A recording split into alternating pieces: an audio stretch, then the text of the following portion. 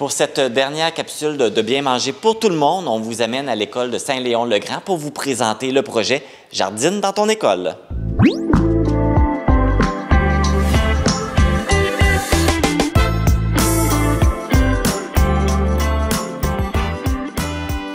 Je suis en compagnie de l'animatrice et la conceptrice du projet Jardine dans ton école, Ursane Rioux, qui est maraîchère. Bonjour! Bonjour Marc, ça va bien? Ça va très bien, toi? Ben oui, ça va bien. Donc, on est ici pour parler du projet Jardine dans ton école. Qu'est-ce que c'est? En fait, c'est une façon d'apporter le sujet du jardinage à l'école pour les enfants. On a 8 cours, dont 7 ateliers qui s'échelonnent, excusez-moi, sur les 8 cours. Puis, à ce moment-là, ben, on visite là, le semis, la santé des sols, les engrais chimiques naturels. On prône le naturel au max. Donc, c'est vraiment d'apporter le jardinage aux gens, la passion de jardiner aussi aux jeunes le plus possible. Fait que c'est pas mal ça, ouais. Lui donner le goût du jardinage, mais est-ce que le projet a également des objectifs pédagogiques? Oui, plusieurs, dont c'est plus du côté science. Là. On va vraiment s'attarder justement à la germination, on va s'attarder à la photosynthèse, on va s'attarder à plein d'aspects scientifiques. Il y a même des éléments du tableau périodique qu'on voit ensemble quand on lit les engrais là, sur les bouteilles d'engrais ou peu importe, c'est le N, le P et le K, dont l'azote, le phosphore, le potassium. Donc, il y a vraiment beaucoup d'aspects scientifiques, des petites sciences qu'on regarde ensemble là, au niveau pédagogique à l'école, puis ça se mêle avec le thème du jardinage à ce moment-là. C'est la première année que le projet est instauré. Oui. Et quel bilan tu fais de cette première année? Bien, écoute, le bilan, c'est le fun parce que, justement, vu qu'on a démarré cette année, on peut, justement, à l'heure qui est là, faire un bilan.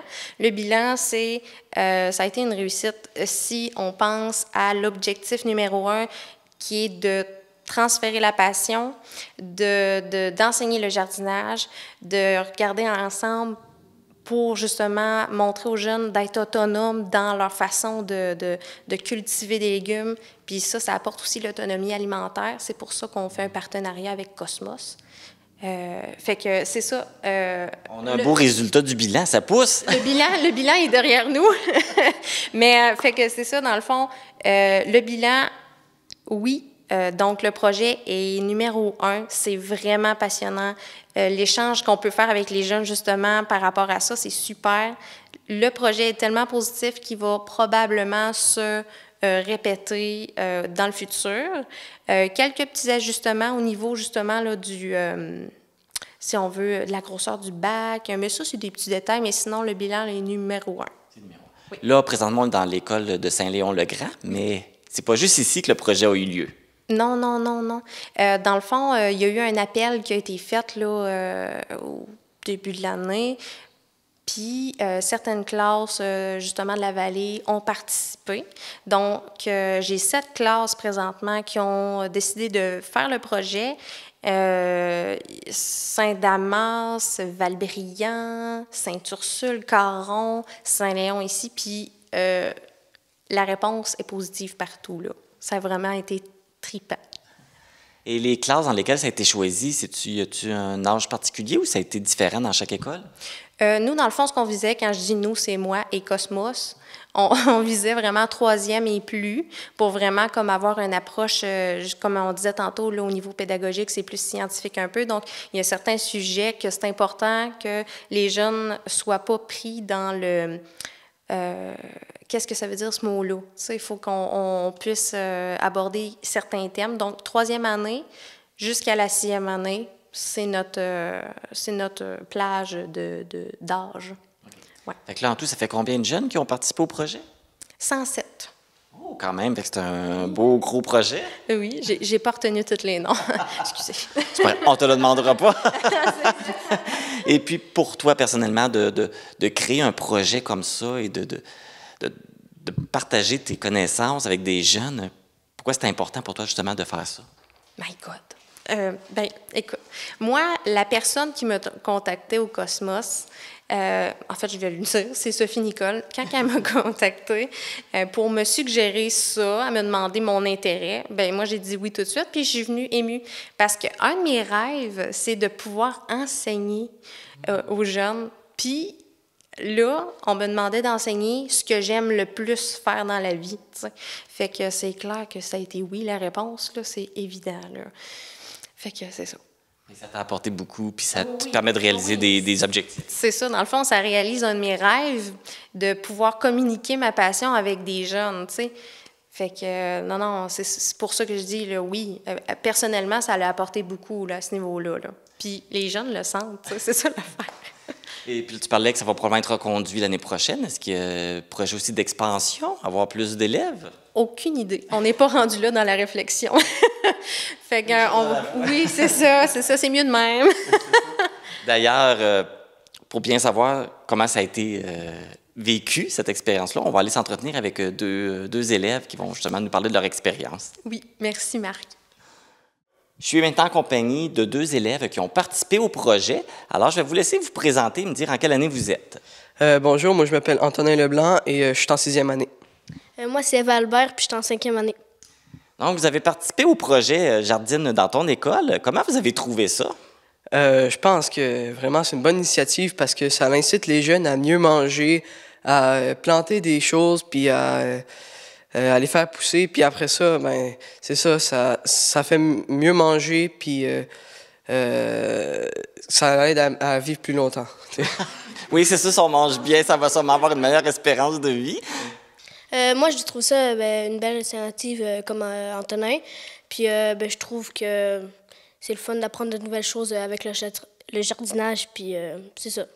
Puis justement, y a-t-il des apprentissages que vous avez faits, que vous avez trouvé intéressants, que vous ne saviez pas? Oui, avec Ursan, dans la classe, on a appris plein de choses, comme les rotations de culture. Pas toujours planter la même chose au même endroit à chaque année. C'est ça. De faire attention aux insectes qui peuvent détruire tes plantes ou tes plants. Là. Puis là, c'est quoi vous avez fait pousser? Des plantes de tomates, de la salade, puis de la ciboulette. Puis oui, c'est les mêmes choses que devait pousser. Et vous allez faire quoi maintenant avec tout ça? On va sûrement les ramener chez nous pour continuer à les cultiver puis pour les manger. Vous allez les manger après ça va être la récompense à la fin de vos efforts. Comment ça se passait les ateliers? C'était sur les heures de classe? Oui, c'était sur les heures de classe. Ursan venait ici dans notre classe, puis elle nous faisait faire des ateliers comme écrire dans notre cahier qu'elle nous a fabriqué. Ouais. Fait que c'est ça. Et puis, fait que là, ça vous faisait manquer des cours? Oui. Ça, c'est souvent un point fort du projet. Oui. C'est ça, on avait un cahier comme dit Antonin, puis on apprenait toute la sorte, comment élever, planter des plantes, puis s'en occuper. Là. C'est une bonne idée. Et puis, si ça revient l'année prochaine, est-ce que vous allez reparticiper? Moi, oui, mais peut-être pas au secondaire pour Antonin, là. Mais c'est sûr que moi, s'il va en avoir, je vais y participer. Je trouve vraiment ça le fun. Et toi, c'est ta première et ta dernière possibilité de participer au projet? Ouais, malheureusement. Mais au moins, tu as eu la chance de l'essayer. Oui. Hey, félicitations, bravo. On voit les résultats, puis ça donne des beaux résultats. Alors, félicitations. Ah, merci beaucoup. C'était la dernière capsule de la saison de Bien manger pour tout le monde. Alors, Sophie Nicole, je voulais te remercier pour cette belle collaboration et de toutes les informations qu'on a données aux gens qui nous écoutent. Bien, merci à toi. Ça a vraiment été un plaisir. Puis peut-être à suivre parce qu'il y a tellement de contenu par rapport à Bien manger pour tout le monde. Il y aura encore plein de choses à dire, mais là, on s'en va. C'est bientôt l'été. Est-ce que tu as des petits conseils, des astuces pour que les gens continuent à bien manger durant l'été? Bien oui, c'est sûr. Là, pour l'été, dans le fond, il y a le marché public, les marchés nomades. Là, si on a la possibilité d'acheter des légumes locaux, être dans le plaisir de manger, si on peut jardiner aussi, c'est super. Ouais. T'avais-tu des informations? Est-ce qu'on peut te rejoindre, des informations qu'on peut aller chercher? Oui, dans le fond, le projet Bien manger pour tout le monde, c'est au-delà de nos capsules. Cet été, ça va bouger. Il se passe encore plein de choses. Donc, j'invite tout le monde à consulter. On a une page Facebook, Sophie, Bien manger pour tout le monde. On lance aussi un groupe qui s'appelle Jardiniers et jardinières, Vallée de la Matapédia. Ça va être un lieu pour tout le monde là, dans Vallée de la Matapédia pour poser des questions avec le jardinage, échanger des trucs. On veut vraiment créer un petit réseau là, d'une petite communauté. On va avoir, vous allez peut-être me voir pour du jardinage dans les camps du jour, dans les jardins communautaires, vraiment sur la page Facebook, il va y avoir l'information. À la TVC aussi, je vais partager l'information, puis dans les municipalités participantes. Parfait. Bien, merci beaucoup, Sophie, puis bon été. Merci, à toi aussi. Et je vous souhaite un bel été à tous et sachez que bien manger, c'est pour tout le monde.